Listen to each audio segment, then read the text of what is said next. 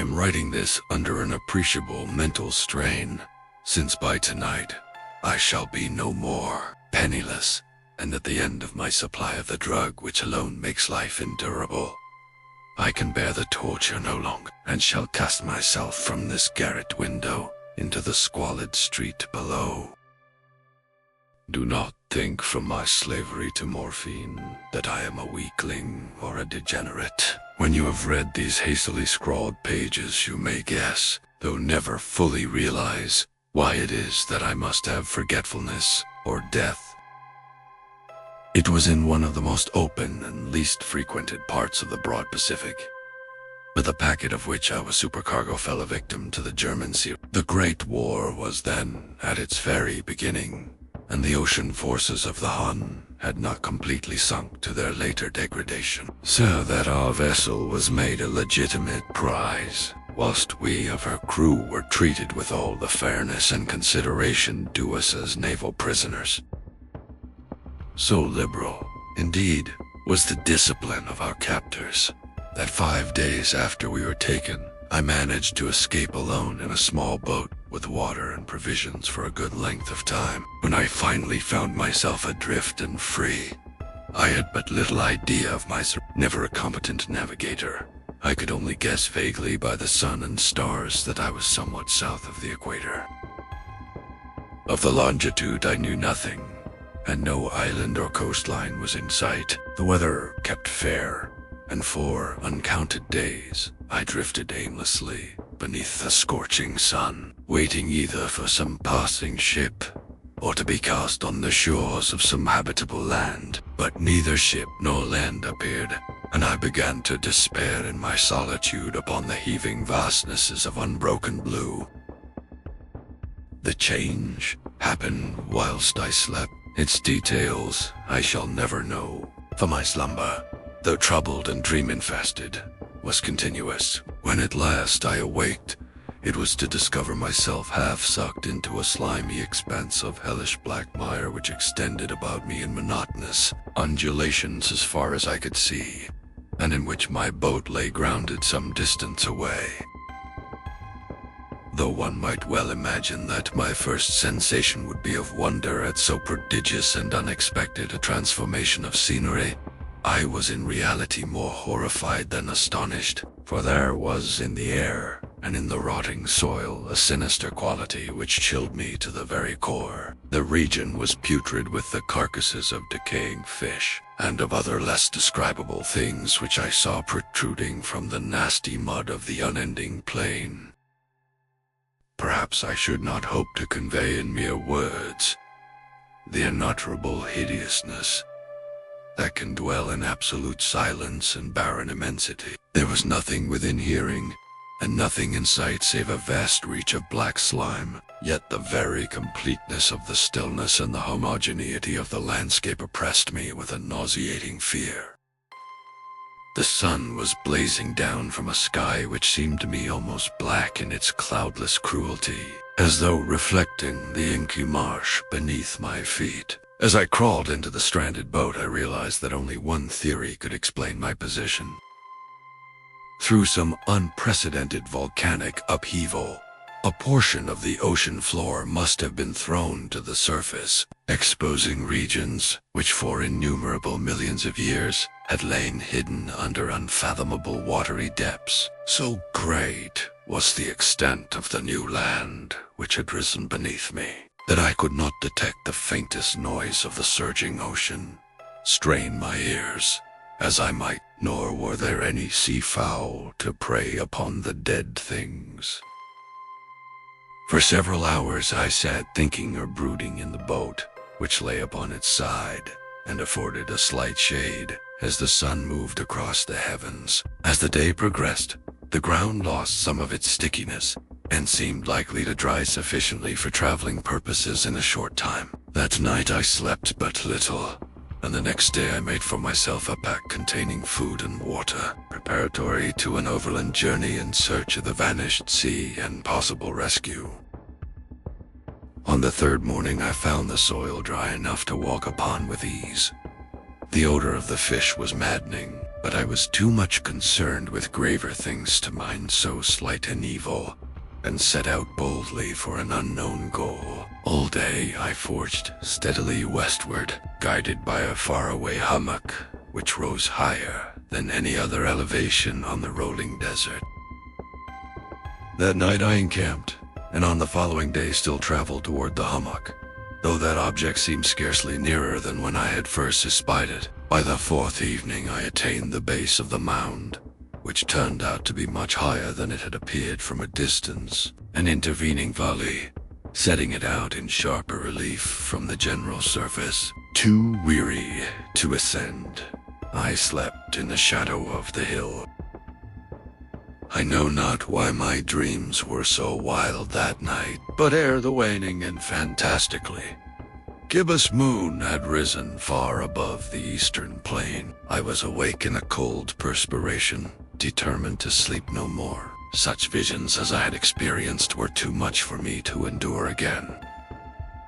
And in the glow of the moon I saw how unwise I had been to travel by day. Without the glare of the parching sun, my journey would have cost me less energy. Indeed, I now felt quite able to perform the ascent which had deterred me at sunset. Picking up my pack, I started for the crest of the eminence. I have said that the unbroken monotony of the rolling plain was a source of vague horror to me, but I think my horror was greater when I gained the summit of the mound and looked down the other side into an immeasurable pit or canyon, whose black recesses the moon had not yet soared high enough to illumine. I felt myself on the edge of the world, peering over the rim into a fathomless chaos of eternal night. Through my terror ran curious reminiscences of paradise lost and of Satan's hideous climb through the unfashioned realms of darkness.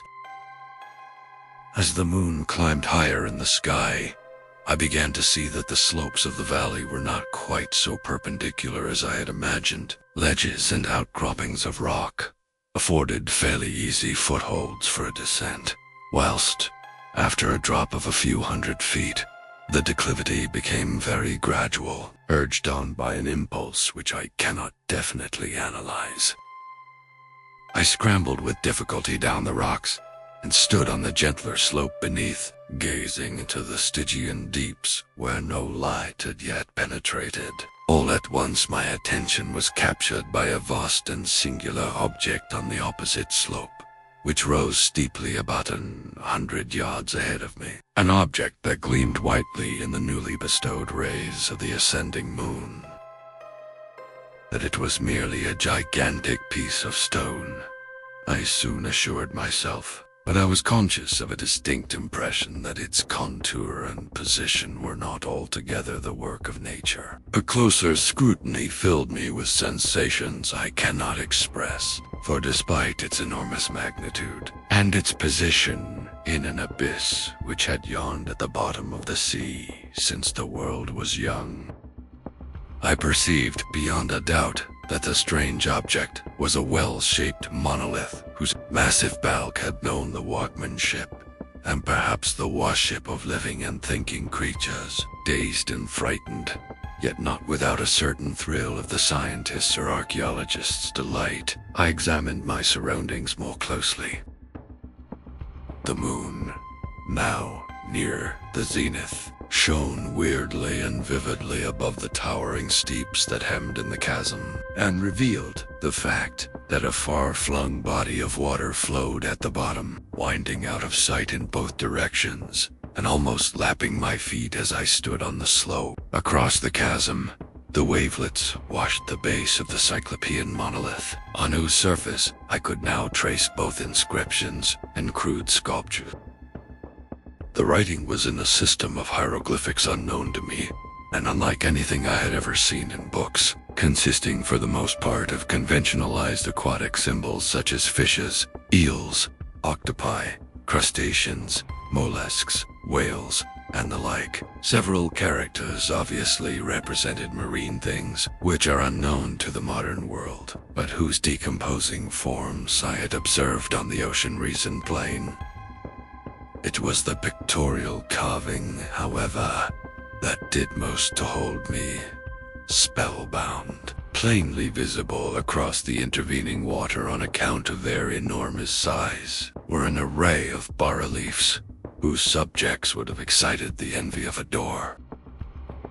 I think that these things were supposed to depict men at least, a certain sort of men, though the creatures were shown disporting like fishes in the waters of some marine grotto, or paying homage at some monolithic shrine which appeared to be under the waves as well.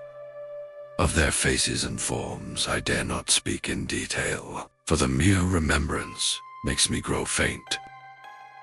Grotesque beyond the imagination of a Poe or a Bulwer, they were damnably human in general outline despite webbed hands and feet, shockingly wide and flabby lips, glassy, bulging eyes, and other features less pleasant to recall.